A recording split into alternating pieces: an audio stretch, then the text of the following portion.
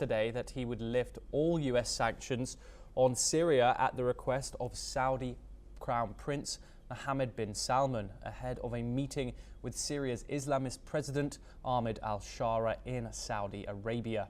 Shah is set to meet Trump today. Trump cited support from Saudi Arabia and Turkey, saying the move offers Syria a chance at greatness. The decision, aimed at boosting humanitarian aid, trade and investment. US Secretary of State Marco Rubio will meet his Syrian counterpart this week. Syrian and Lebanese leaders welcome the move as a turning point. Members of both US parties cautiously supported the decision. The UN also praised the move, seeing it as a step towards Syria's recovery. Sanctions had previously isolated Syria financially and also politically, placing it among the most heavily restricted nations globally. Let's take a listen in to what the US president said on the matter. I will be ordering the cessation of sanctions against Syria in order to give them a chance at greatness. Likewise, in Syria, which has seen so much misery and death, there is a new government that will hopefully succeed in stabilizing the country and keeping peace. That's what we want to see in Syria. And I'm very pleased to announce that Secretary Marco Rubio will be meeting with the new Syrian foreign minister in Turkey. We're now joined by Shruti Das Gupta, who's a geopolitical expert located here in New Delhi. Thank you very much, Shruti, for joining us on the program.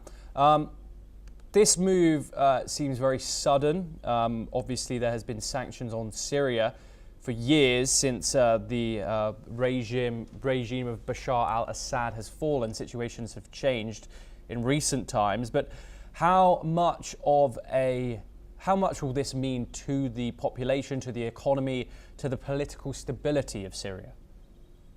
The economy, of course, with Saudi Arabia backing it, is going to bloom, as well as the US. So you can see a little bit of progress for the nation and the people itself. But you have to understand that the regime that is now going to control is al-Qaeda right up till January. So the interim leader, who's al-Sharaa, who was part of Hayat Tahrir al-Sham. And it is a sanctioned UN and US terror organization, which was dissolved in January this year. So it is not a favorable regime. And up till a few weeks ago, we knew that the Syrian regime under Jolani and his goons were the HTS. They were taking down a genocide of the people, the Druze people specifically. So there was a particular genocide happening there as well.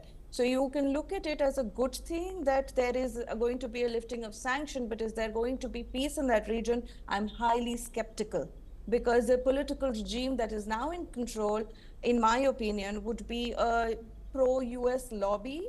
They have managed to dislodge Russia's strong arm in the Middle East, and they're very happy about it.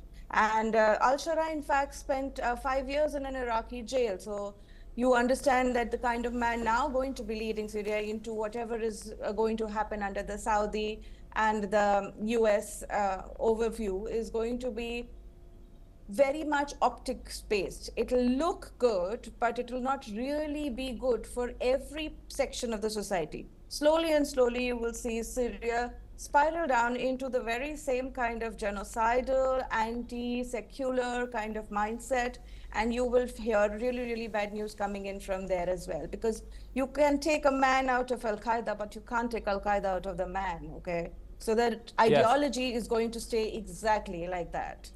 Shruti, we know that Trump is a deal maker. We know that if something else wasn't on the table from these Arab nations which have backed Trump doing this, he wouldn't have done it in the first place, especially with an old extreme al-Qaeda extremist. What does Trump stand to benefit from lifting these sanctions on Syria and pleasing leaders like Mohammed bin Salman from these Gulf nations? To understand what Trump benefits, Trump is looking for markets.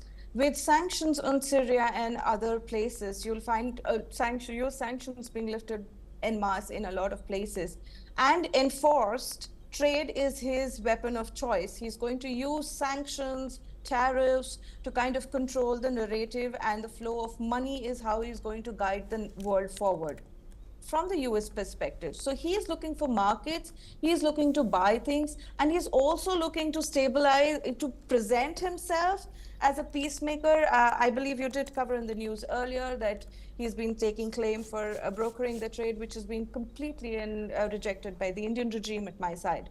So he's looking to present himself as the best thing for the US economy.